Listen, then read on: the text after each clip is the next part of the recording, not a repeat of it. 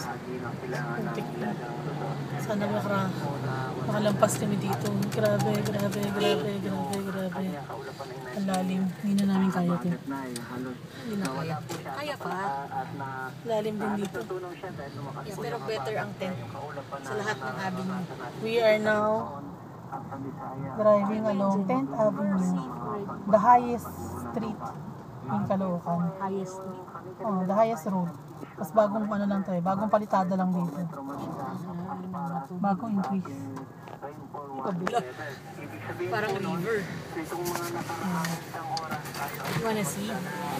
Tingnan mo yung kanto dito. Pagpunta dyan. Ayan. Patata. Tingnan mo yung... Yan. Tingnan mo.